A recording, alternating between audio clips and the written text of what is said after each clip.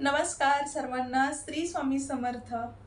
तर मी आज तुम्हाला अक्कलकोटमध्ये आलेल्या एका मोठ्या व्यापाराविषयीची कहाणी जी आहे ती मी सांगणार आहे। तर काय झालं, अक्कलकोटला एक मोठा व्यापारी म्हणजे तो स्वामींच्या दर्शनासाठी आलेला। तो सोन्याने भरलेला छान कपडे लिहिलेले त्याने अंगावरती, छान वस्त्र परिधान केलेले, सोन्याने भरलेला आणि तो स्वामींच्या दरबारात आला आणि स्वामींना बोलला, स्वामी मला एकच वरदान द्या की माझ्याकडे धनवान आहे, मी धनवान आहे, माझ्याकडे खूप पैसा आहे, सोनं आहे, बंगले आहेत, खूप मोठी मोठी, बिझनेसही छान चालतोय, पण मनाला शांतता नाही, मला झोपही येत नाही शांततेची आणि मला शांतताही वाटत नाही। स्वामी मला एक असं वरदान द्या की मी आयुष्यभर समाधान आणि शांतता राहील। स्वामींनी लगेचच त्याच्या हाताला धरलं आणि एका गरीब झोपडीत गेला आणि तिथे होती एक वृद्ध म्हातारी आजी। तर इकडे बघ म्हणला, ही झोपडीत आहे। स्वामी म्हणाले, इकडे बघ, ही झोपडीत आहे, हिच्या टोपल्यामध्ये एक भाकर आहे आणि लोणचं आहे आणि पाण्याचा भरलेला एक तांबे आहे, तरी सुद्धा ही यामध्ये समाधान आहे का? तर तू हिच्याकडे बघून तुला काहीतरी म्हणजे मनाला समाधान वाटेल बघ।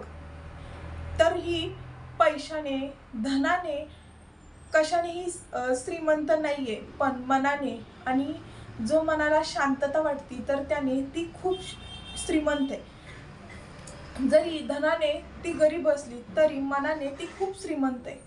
तर तुला कळलंच असेल की मला काय सांगायचे ते। तर तोही हेच बोलला, म्हणजे आपल्याकडे किती जरी अफाट श्रीमंती असेल, धन असेल, तर आपण श्रीमंत होऊ शकत नाही, कारण की आपलं मन सुद्धा श्रीमंत लागतं त्याच्यासाठी आणि हे स्वीकार करण्यासाठी। तर दान करा, धर्म करा, बघा नक्की श्रीमंत वाटेल। तुझ्याकडे जो अफाट पैसा आहे, तू धनवान आहे, सोन्याने भरलेला आहेस, त्यातून दान कर, तुला समाधान वाटेल। तू जे गोरगरीब आहेत त्यांना सुखात ठेव, म्हणजे काय, त्यांना जेवायला घाल। जे काही आपण जे काही म्हणजे म्हणतो ना, 100 रुपये कमवत असेल तर त्यातला अर्धा नाही तर त्यातला एक कोरभर भाग तरी आपण समाजसेवेसाठी ठेवला पाहिजे काढून, जेणेकरून त्या गरीबाला सुद्धा आपल्याला खूप मोठा आशीर्वाद देता येईल।